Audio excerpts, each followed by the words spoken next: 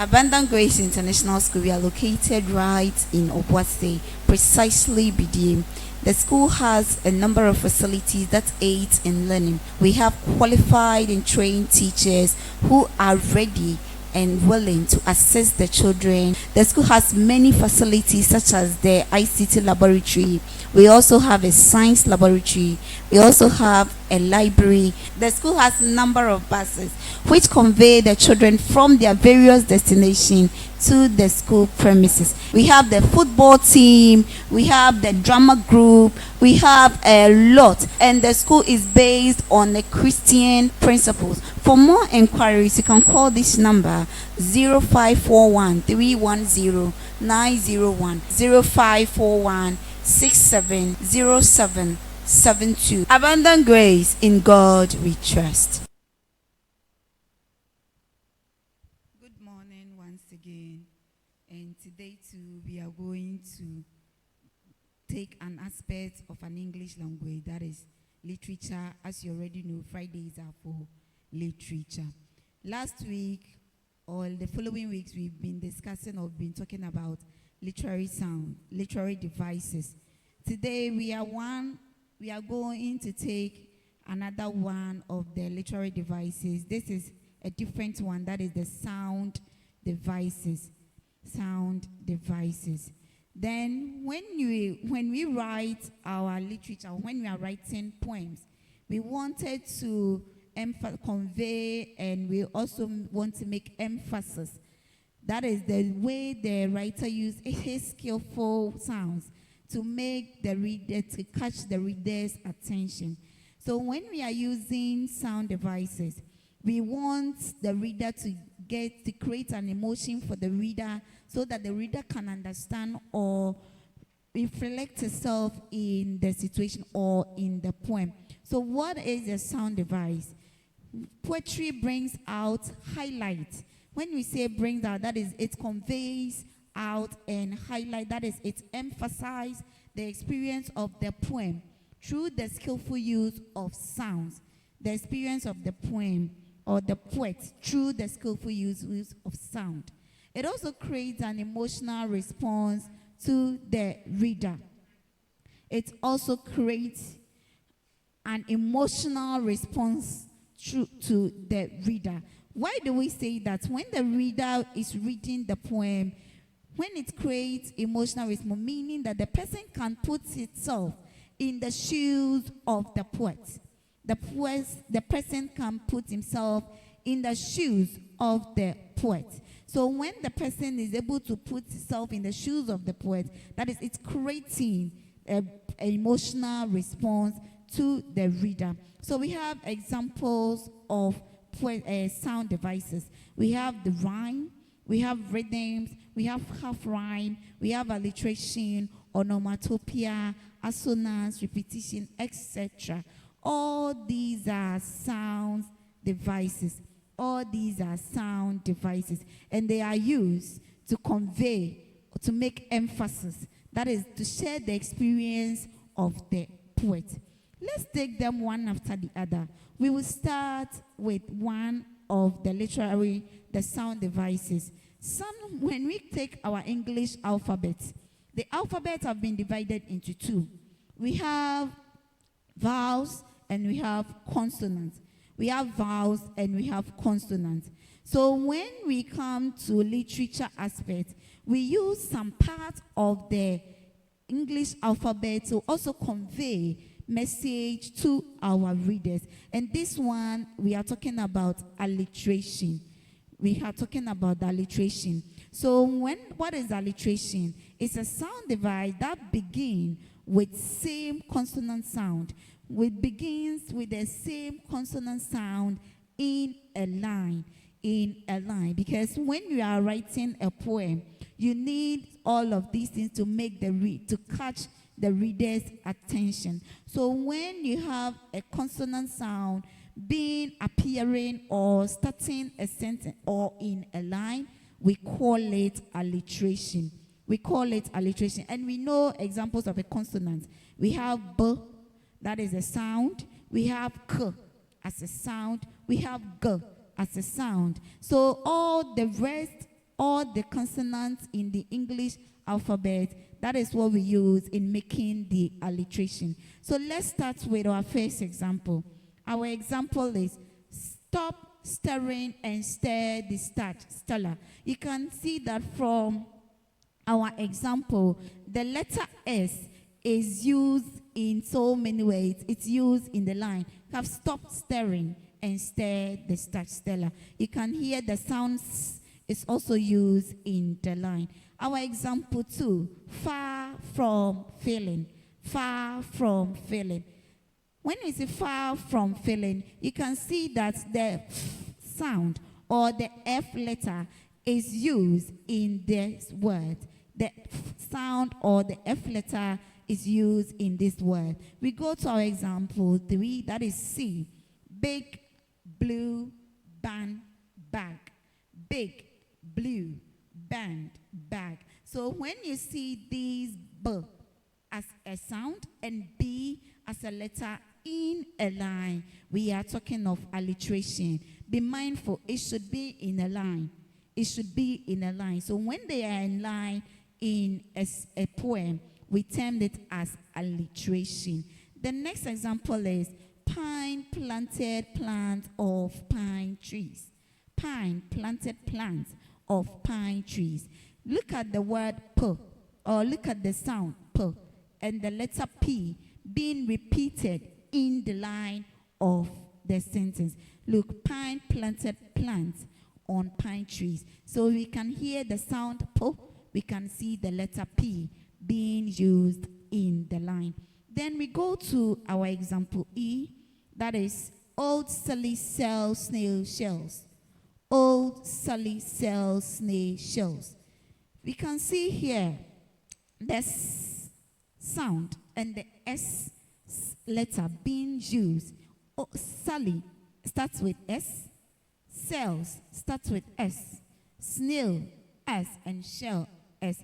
All these are used in literature to make it presentable or to make it very readable. That is to get the reader's attention. So when we talk of alliteration, that is the using of consonant sound in a literature. Be mindful, it's the same consonant sound. It's the same consonant sound. So when you see a same consonant sound being used in a literature or in a poem, we term it as alliteration. The same way we have, I said we have alphabet, the English alphabet have been grouped into two. We have the consonant and we also have the vowels. The vowels are a, e, o, a, as you all already know. So here, we also use, as we use the consonants, we also use the vowels the same way. We also use the vowels. So when we talk about vowels we use in literature or in writing poem, we term them as assonance. We term them as assonance. We term them as assonance. So what is an assonance? An assonance is a sound divide that has similar vowel sounds in a line.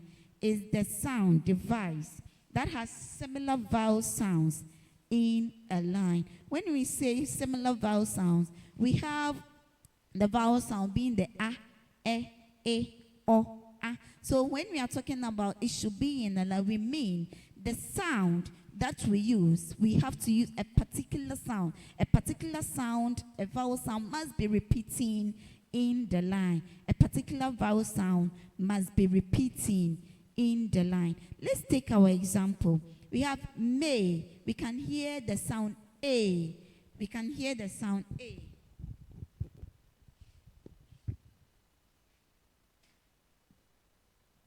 We can hear the sound A here. So May Day is a holiday. So this sound is repeating itself. A. That is it. Then we go to our example B. No drop in the pot. No drop in the pot. When you say no drop in the pot, you can hear the sound O being used. The sound O is used in the example 2. That is the B. You can hear the sound of being used. So when you have a similar sound, a similar vowel sound being repeating in the line, we termed it as assonance. Let's go to the next example. I lie down by the side. Let's look here. I lie down by the side. We can hear that the word or the sound I is repeated. The from indication I lie, I. So the sound I is repeating in the line. We can also buy me pie. Another example, buy me pie. So with this, we can hear the I here in the sentence, in a line. So when we have example like this in a line or in a poet or being a prose, we term it as assonance. So when we say assonance, assonance simply means the use of similar vowel sounds in a line. The use of similar, the word is similar vowel sounds in a line. The same way when we are reading literature or when we are reading poetry, we come across words appearing.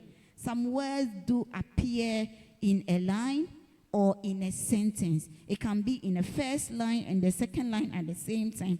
It keeps repeating or it keeps appearing in the line. That is what we term as repetition. Repetition. In English or in literature, we term it as repetition. So what then is repetition? It is a device where a particular word, phrase, or a question appears later in the poem for emphasis. I'm taking it again. It is a device where a particular word, phrase, or a question appears later in a poem for emphasis. That is, we use it in the poem for a purpose. It's not just being there, but it's been used for a purpose. So when we have a particular word repeating itself or appearing so many times in a line or in a sentence, we are using it for a particular reason. It's not there just like being there, but it is there for a reason. So that is why we call repetition. And we have this in our poetry. We have a lot. It can be in our poetry, it can be in our prose, it can be in our drama. So let's take our first example.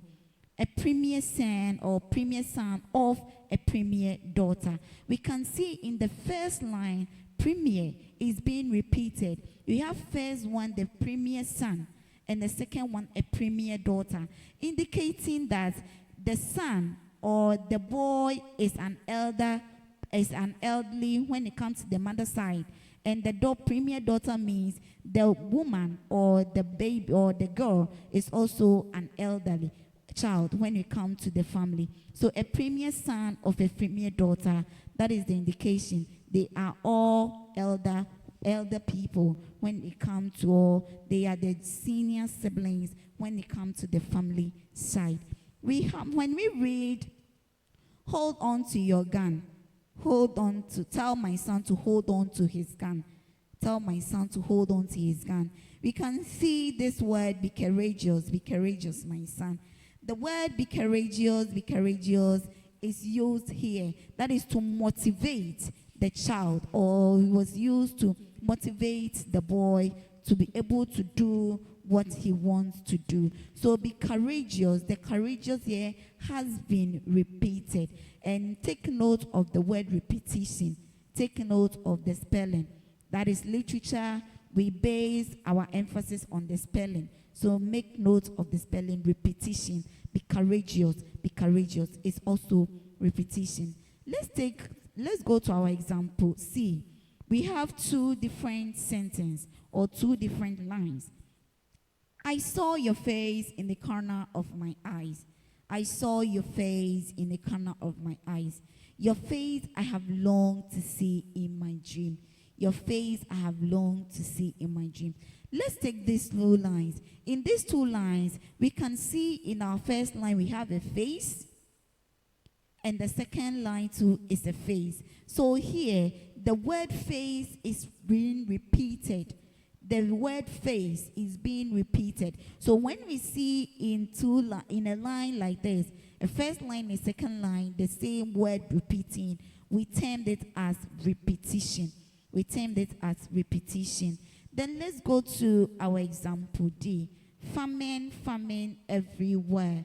Famine, famine everywhere. So the famine and famine are all repetition because the famine is repeating itself. Then our example E. Where do we find help? Where do we find help? Where do we find help? Where do we find help is the where and where is also repeating itself. Where and where is also repeating itself. Again, in literature, when we want to make a sound or we want to pronounce words, some words are pronounced based on the sound they make, or some objects are used, or some objects pronounces the sound they make. So we use the sound to call those objects. That is when we come to repetition. When we come to literature, we can use words that sound the same way as they are being pronounced. Words sound the same way as they are being pronounced. And this can also be used in literature, and we term it as onomatopoeia. We term it as onomatopoeia. What then is onomatopoeia? It's a sound device in which its sound reflects its meaning. It's a sound device in which its sound reflects its meaning. So as you are pronouncing the sound, you are also doing the same thing as the sound. That is the meaning. Then some objects get their names from the sound they make. Some objects get their name from the sound they make. Let's take example. When a cow, you cannot say the cow is crying. So the cow mooned, and the moon that the cow is making is a sound. The moon that the cow is making is a sound. So we say cow mooned. We are lion roared. You know that. So when they are rolling, we call them lions. They roar. You can say the cat meow.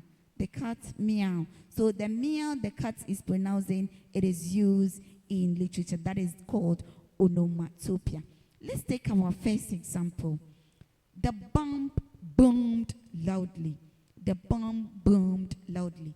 The bomb, everybody knows that when a bomb blasts, boom, so that is it. So the bomb boomed loudly. Then the goat bleated. The goat bleated. When goats are bleating, yes. So we say the goat bleated. We can say the bird were chirping. The bird. Please, can you correct the bird for me? Is there, not he. The birds were chirping. The birds were chirping. So the birds here, the sound the birds make is what we term as chirping. So the birds were chirping. We can see hiss, hiss, hiss, hiss, hiss, hiss.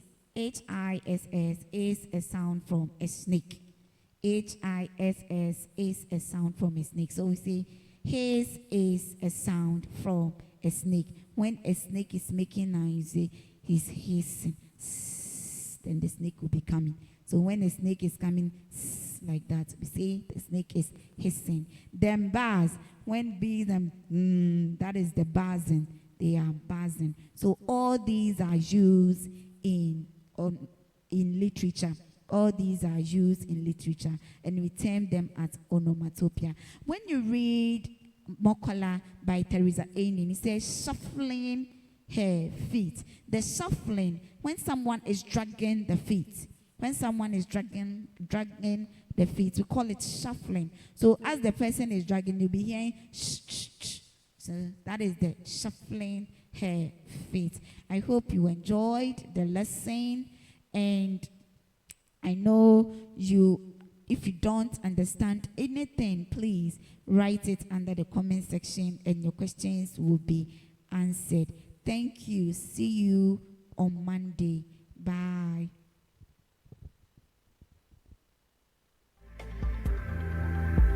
Abundant Grace International School, we are located right in Obuasi, precisely BDM. The school has a number of facilities that aid in learning. We have qualified and trained teachers who are ready and willing to assist the children. The school has many facilities such as the ICT laboratory. We also have a science laboratory. We also have a library. The school has a number of buses which convey the children from their various destinations to the school premises. We have the football team, we have the drama group, we have a lot, and the school is based on the Christian principles. For more inquiries, you can call this number 0541 310 901 0541 670772. Abundant Grace, in God we trust.